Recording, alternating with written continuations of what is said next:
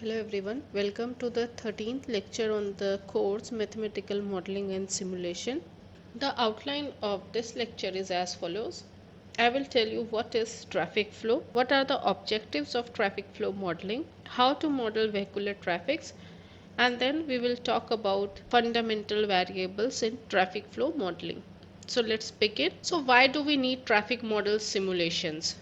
As you know, the complexity of the traffic stream behavior and the difficulties in performing the experiment in the real world make computer simulation an important analysis in traffic engineering. Moreover, by use of different traffic simulation model, one can simulate large scale real world simulation in a great detail. Simulation models are mathematical or logical representation of the real world system, which can take form of software executed on digital computer in an experimental fashion. It reduces the risk and also the cost, which can be large if we perform experiment in the real world traffic. Now the question arises, what is traffic flow?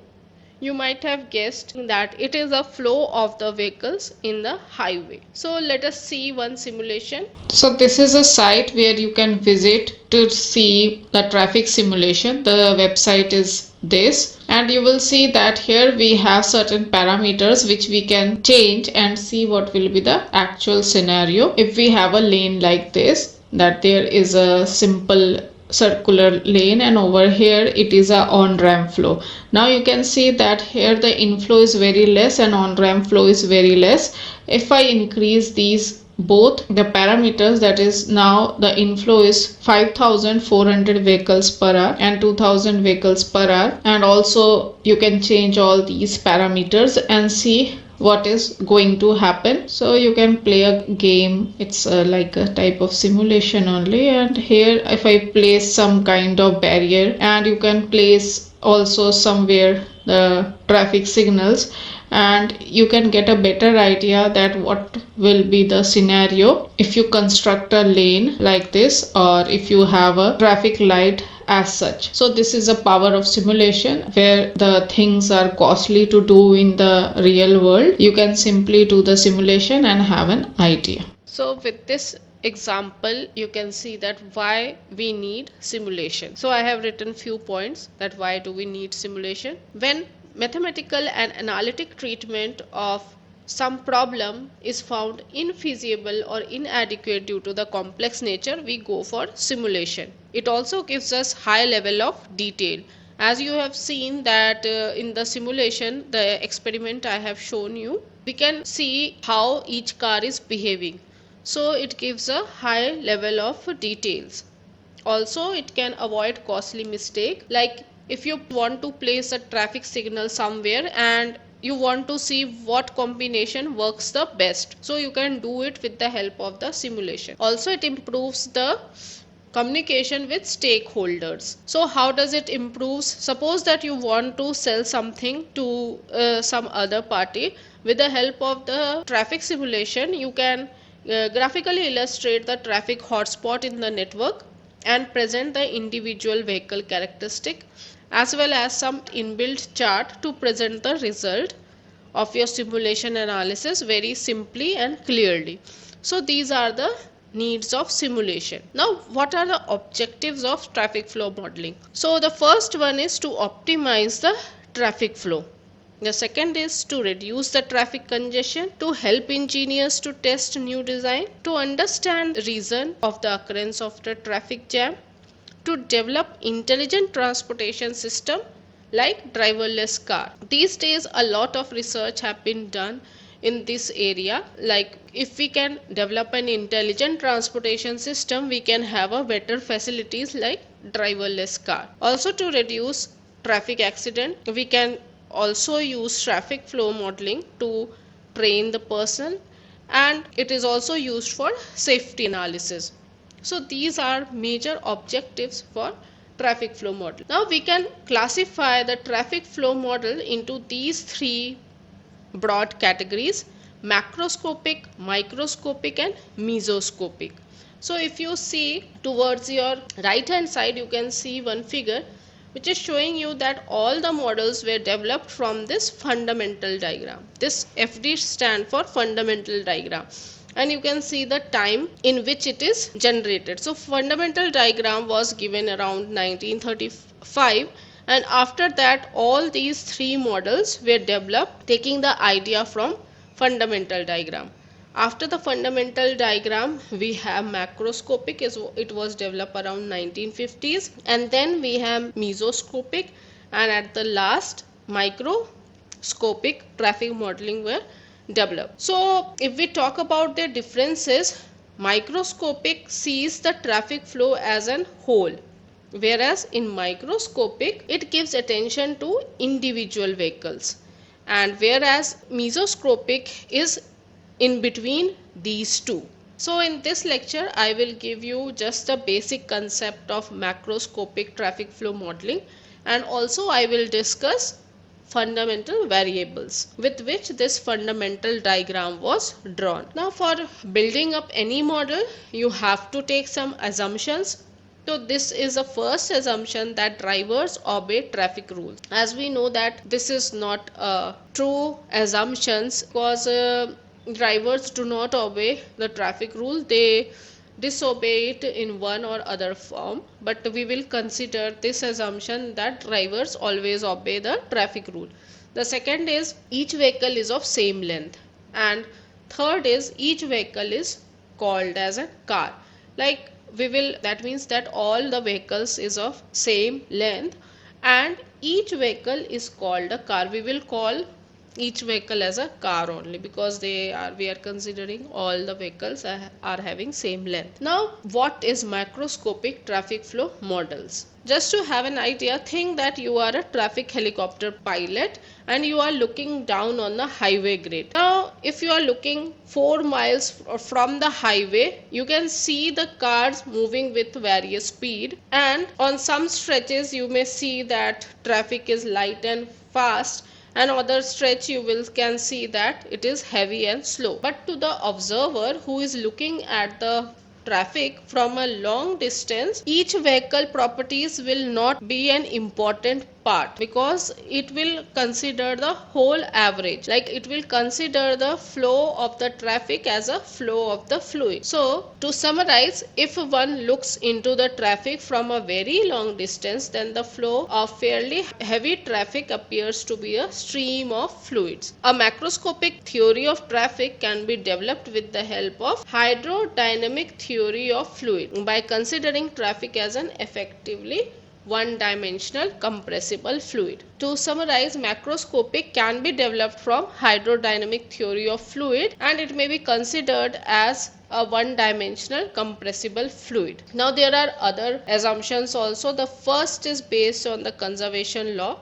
This says that the traffic flow is conserved, or you can say that vehicle is not created or destroyed. That means that whatever enters will go out, it cannot disappear in between. And the next is there is one-to-one relationship between speed and density as well as flow and density. So what does this one-to-one relationship means? That for every x there is only one y. So you can understand in this way that speed and density and flow and density will have one-to-one relationship. Now we will talk about the fundamental variables. So there are three fundamental variables: speed, density and flow rate. So we will discuss each of them one by one. So the first one is speed. So for calculating the speed, we have to make an assumptions that we are going on one lane highway with cars moving in line in the same direction. Like we have a car that is following each other, and since there is one way and there is only same direction of motion and there is no passing by allowed, although the cars can move with a slightly different speed. Suppose that the velocity of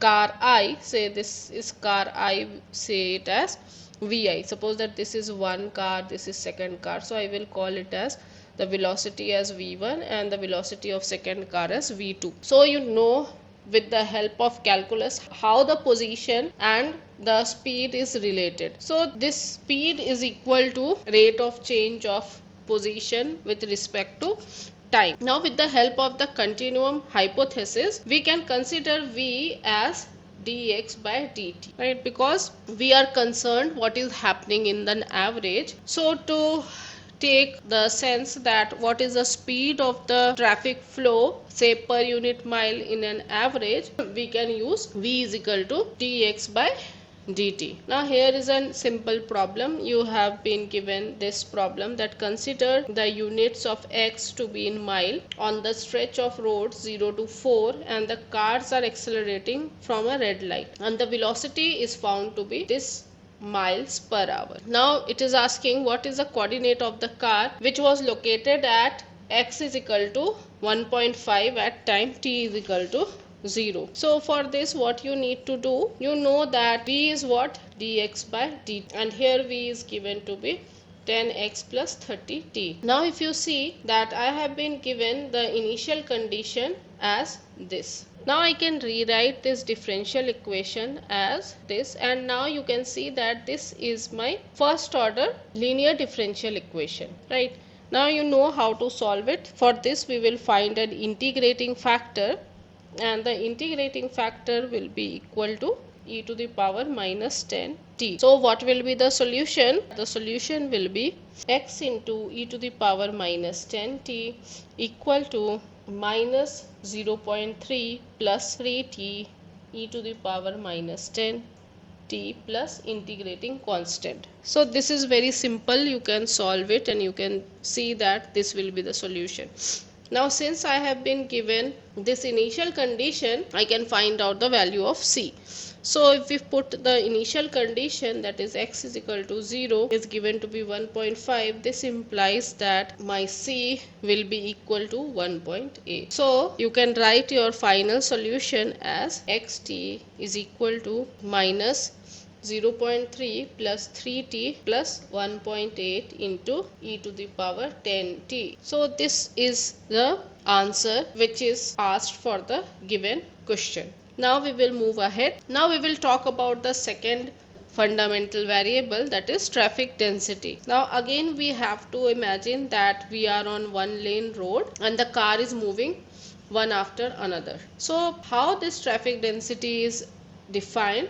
It is defined as the average number of vehicles per unit length of the road at the particular position and time specified. So what does this mean? This means that suppose that you have fixed this position A and B, and at an instant you count the number of cars. Like for example, at instant if we count, there are 3 cars. So if you fix the distance and you count the number of car at an instant, it is called as a traffic density, and it is denoted by the symbol this. This is used for denoting the density of material also, but it is having a different sense than the density of any material. So now suppose that you have a car of length L, and suppose that this is the distance D, which is from rear to the front of the car. Then if LR is a length of the highway, this one I will call it as LR. Say this one is a length of LR. Then this will be obviously, then each car will take L plus D distance, right? And if I multiply it with the number of cars, it will be equal to the length of the section. So this implies that my NR by LR will be equal to 1 by L plus D. So this will be the constant density of the traffic in this case. So this one is nothing but this one is density only, because this is number of car per unit length. This is nothing but this is density.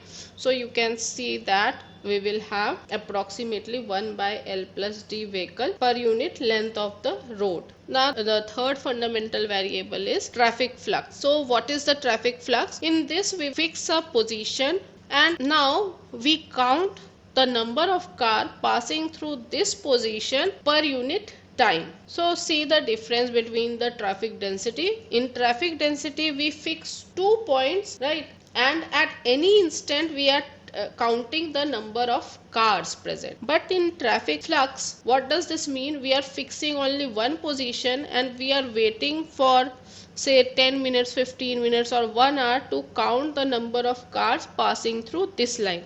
So this one is called as traffic flux, and this is denoted by this symbol Q. Now we will see what is continuum hypothesis. If I say it in simple words, continuum hypothesis enable us to deal with averaged or gross variable of traffic speed, density and flow rate that do not pertain to individual cars or vehicles. So that means that this is a kind of hypothesis that allow us to deal with the average or gross variable, because we have seen that in all the cases we are not talking about the individual cars, we are talking about the averaged or gross variable. So this hypothesis enable us to do so. Now let us see how to derive the relationship between the fundamental variables. So if you have remembered that at the beginning of this course we talked about the dimensional analysis. So now we are going to use the dimensional analysis to find the relationship between the fundamental variable. If you see that what is the dimension of rho, this will be L inverse. Why? Because it is number of vehicles per unit length. Now if we talk about the dimension of the flux, this will be equal to T inverse. Why? Because it is the number of vehicles per unit time. Now what is the dimension of speed V? This will be LT inverse. This is known by everyone that the dimension of speed will be this. Now using the dimensional analysis to derive the relationship, you can see that if I use the basic one, I can see that I can write Q proportional to rho and V, because Q has the dimension of T inverse, and this, if I multiply this rho with V, I will get T inverse. So you can see that Q is proportional to rho into V, or I can say that flow rate is proportional to density into speed, right? But as you know that dimensional analysis does not give us the value of the constant. If we remove this proportional sign, we will get one constant, and the dimensional analysis does not give the value of constant. But while experimenting, it was observed that Q is exactly equal to rho into V. So I will write Q is equal to rho into V in fact. So this is a very important relationship we have derived, that the flux is equal to density into speed. So with this I will end my lecture over here. Thank you.